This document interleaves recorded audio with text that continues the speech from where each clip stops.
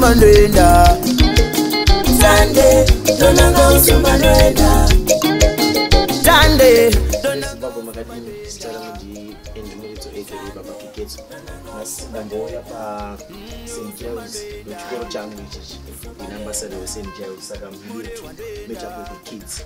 Sangat to open a cat.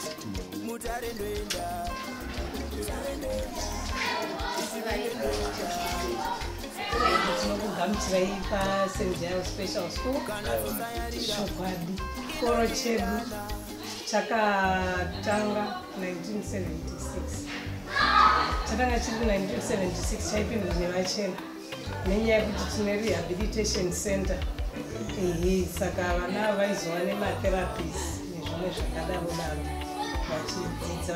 Saka soon after independence, Novakazutanga Wito, Stema, Tango, Pinda, Wachuya, Zizapano, Shikaraiko, never Rima, Babasiana, never sing our own.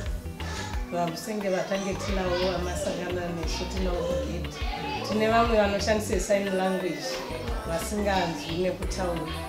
To never name it is.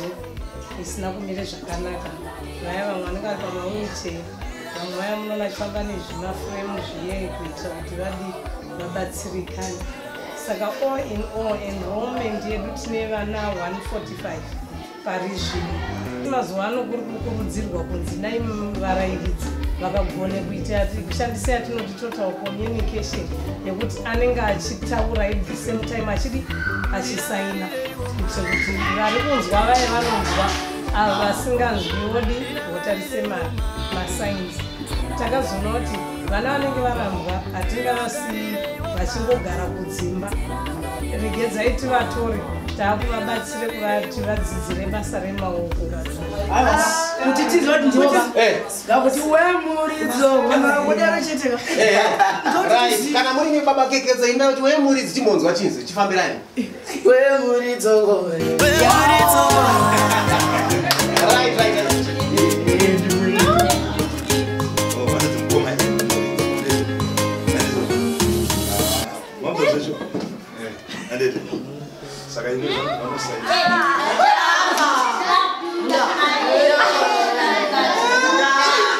Yeah.